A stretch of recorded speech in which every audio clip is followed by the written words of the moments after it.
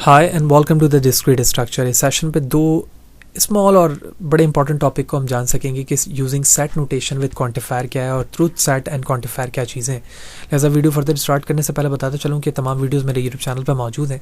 फ़ाद Hussain CS से search करने के बाद यहाँ पहुँचकर आप तमाम चीज़ों को देख सकते हैं।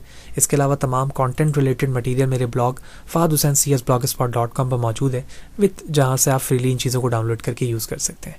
तो चैनल पर अगर नए चैनल को सब्सक्राइब नहीं किया तो ज़रूर सब्सक्राइब करें ताकि अपकमिंग वीडियोस आपको इसी तरह से मिलती रहे और ये चीज़ें आसानी के साथ सीख सकें।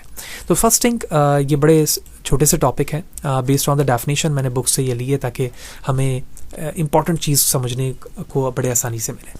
क्या चीज़ कहती है डेफिनेशन के जब आप सेट नोटेशन एंड क्वांटिफायर के साथ चीज़ों को इस्तेमाल कर रहे होते हैं सेट्स के अंदर, sometime we restrict the domain of a quantified statement explicitly by making use of a particular notation. For example, a universal quantifier यहाँ पर मौजूद है, all value of x that belongs to set S that belongs to predicate of x. तो ये चीज़ किस चीज़ को represent करती है? ये एक यूनिवर्सल क्वांटिफायर को रिप्रेजेंट करती है।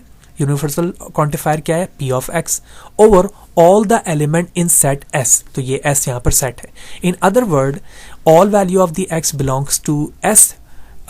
Universal quantifier P of x is shorthand for all value of x where x belongs to set S implies P of x. ये इस चीज़ को रिप्रेजेंट कर रही है। तो इसका मतलब ये हुआ कि सेट नोटेशंस को मैं क्वांटिफायर के फॉर्म पर इस तरह से रिप्रेजेंट कर सकता हूँ। सिमिलरली अगर मैं एग्जिस्टेंशियल क्वांटिफायर का इस्तेमाल कर रहा हूँ तो सेम डेफिनेशन इस पे भी होगी। इसका मतलब ये है कि existential quantifier predicate logic P of x है जबकि सेट यहाँ पर S मौजूद है। तो इसी फॉर्म को जो यहाँ पर मौजूद है इसे मैं शॉर्ट हैंड पे लिख सकता हूँ existential quantifier where x belongs to set S and अब एंड आ गया प्रेडिकेट लॉजिक यानी existential quantifier P of x। तो इन दोनों चीज़ों को रिप्रेजेंट करने का मतलब ये है कि आप सेट नोटेशन को क्वांटिफायर के जरिए से भी रिप्रेजेंट कर सकते हैं। एग्जाम्पल क्या कहती है?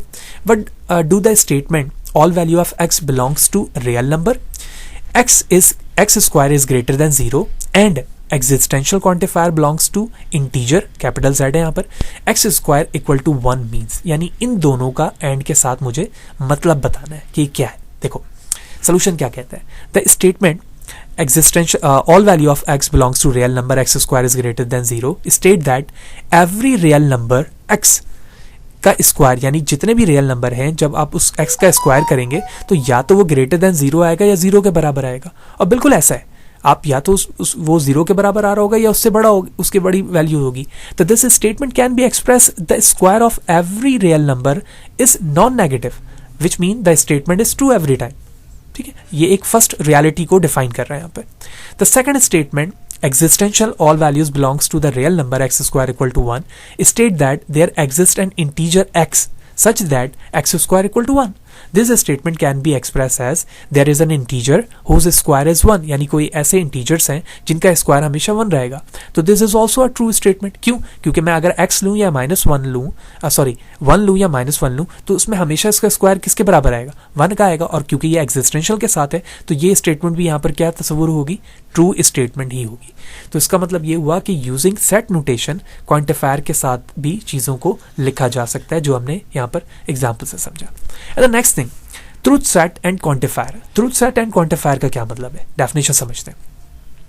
So given a predicate P and a domain D, we define the truth set of P to be the set of the element in D for which P of x, which means predicate x, is true.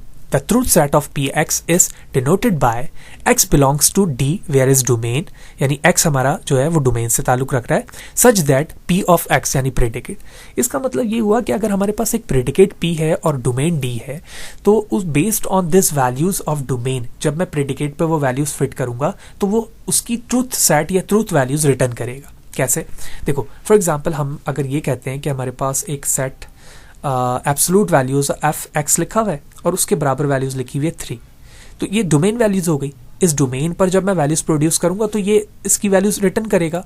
तो क्या values हो सकती है कि मैं इस x की जगह या 3 लिखूं या -3 लिखूं, तो इन दोनों पे मुझे एट लास्ट वैल्यूज क्या मिलेगी? 3 ही मिलेगी जब ये एब्सोल्यूट के साथ वर्क करेगा। तो यही चीज यहाँ पे बताई जा रही है। The truth set of Px where the domain is an integer and P of x is mod of x is equal to 1, so is the set of -1 and 1। यानी इस चीज को ट्रूथ करने के लिए जो सेट मैं यूज करूंगा वो -1 and 1 करूंगा, उसी चीज को यहां पर ट्रूथ सेट का नाम दिया गया है। यानी वो कौन सी ट्रूथ सेट होंगी जिसपे आपका ये क्वांटिफायर जो यहाँ पर p ऑफ x के साथ है वो ट्रू वैल्यू रिटर्न करेगा।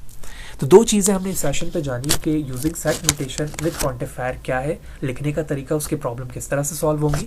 फिर ट्रूथ सेट क्वांटिफायर के क्या होते हैं, जिसपे दो एग्जांपल हमने देखी, -1 के साथ हो या -3 के साथ हो, और उसे लिखने का तरीका क्या होता है।